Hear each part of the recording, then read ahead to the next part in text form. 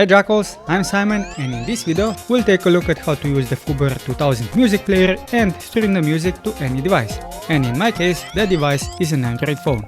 Now let's get digital. So what you need is the Foobar2000. This has been my go-to music player ever since I switched from Winamp a longest time ago. So you can download the latest version by going to the downloads. You can also go to the old versions. And not only can you download this for PC, for Windows, you can also download this for Android and Mac and Windows Phone. Now I wanted to see if my old phone HTC Tattoo runs this version, which is the oldest one, and sadly it doesn't, so I can't give new life to my old phone.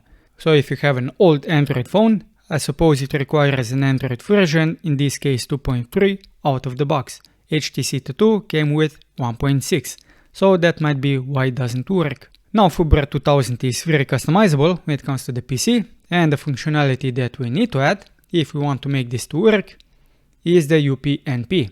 Simply download this, and once it's downloaded, simply run it. This will pop up. Yes, I want to continue, and it's already installed, otherwise you would click install and hit apply.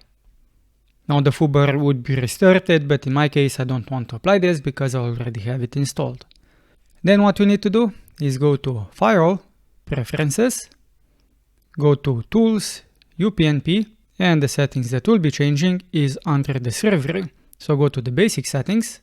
You can change the name here to what you want. I'll just leave it to default. I'll also leave this port to default, but you can change it to what you want.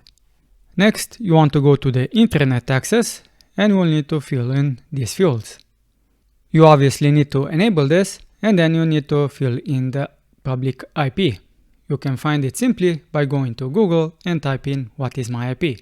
Now don't show this IP to anyone, then paste this IP in, put a colon after it, and type in the port that you've set here. So if it's default port, use this one. Then you'll need a login and a password. I'll just use admin and admin for now for ease of use. And then you can hit apply. Now you can start playing the music. I'll just increase the volume by a tiny bit and you should also hear the music. And now to test it, you can go to any web browser and I'll simply now lower the volume while the music is still playing. So I'll put it all the way to minus 100 decibels, it's muted. Then you'll want to type in your IP, the colon, port, dash content, dash psc dot mp3. As you can also see in this example. Now I've changed it a little bit, and this also works. So if you use this command, when you press enter, you should get a pop-up that asks for username and password, and I can show you this in Microsoft Edge. So I'll just paste it in. You see, you get a pop-up. So now in this case I've set it to admin and admin. Now the music will be very loud, so just adjust the volume and you should now hear the music playing.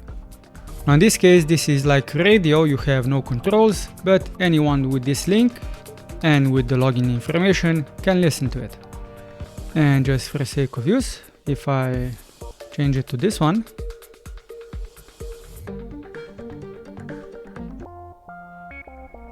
so it took a couple of seconds to switch over, but it works. Actually, I'll just keep this one playing and have it to mute. So you can now stream the music to any device that has access to the internet using that link and the login information, but because you don't have any control over what is playing, we'll be using the app for this. Now for the Android app, you can simply install it. Then what you want to do when you open it is go to the media servers. Now I already have two fields filled in. As you can see, the bottom one is the local one. This one is if you have the Wi-Fi connected, and in this case it should not be showing anything because my Wi-Fi is not turned on. And the top one is if you have the internet accessed. In this case I have the data for my service provider enabled, so if I go to the top one, I should be able to see these options. So if I go to the playlists, you'll see the playlists, default and YouTube. And if I go to the YouTube one, I can play any music. Now this music will play regardless of what is playing in the playlist, but if I go back and go to the playback stream capture, this will actually be playing what is playing in the foobar.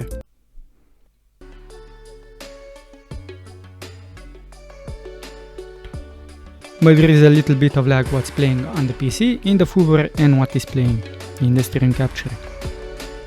And just to test it out, if I mute it here, will I hear anything in the playback stream? And I do. So that's nice. We can have this disabled and still hear the music that is playing in the foobar on the PC. And now what we want to do is to actually add a new service. We'll type in an address here and I'll just put it on the screen what you have to type and all of the changes that you have to make. And then once you have that done, simply click OK. Then you will see two inputs. So now if I disable this one, I don't have any connection. As you can see, this is now showing empty. And now I'll go and enable my Wi-Fi. And go to the bottom one. Now that is working, and then I can go also back and go to playlists. I also see both playlists, the default and YouTube. I'll just go to the YouTube one because this is the music that I made and I don't want this video to be struck down. Now one important bit of information: if you can't get the data to show up your device, that it can't connect to it, in this case it can, you'll have to go to your modem. You'll simply have to log in into your modem. Each modem is different and each modem has different IP that you have to connect to. Then what you'll want to do is go to LAN devices to find the PC that is running the foobar and copy its IP. Then you'll want to go to port forward. In this case, this is the one that I've set up. As I've said, each modem is different, but this is vaguely how it should look like. So give it a name, choose a protocol. You'll use the host IP. So this is the IP of this PC. And you'll want to set the WAN and the LAN host port to the one that foobar is using. So I've just copied these values and hit apply. Now if I turn this off, so I'll turn this to off, hit apply. And I want to go to here. As you can see, nothing is being found. And if I switch this back on, I'll just go back here and this should now find it immediately. As you can see, it did. And that's it. If you like the video, give it a thumbs up, subscribe to my channel if you want to see occasional video like this. Otherwise, I make DaVinci Resolve tutorials, and hit the bell notification icon so you know when my next video comes out. I'm Simon, and until next time, jackals, keep it digital.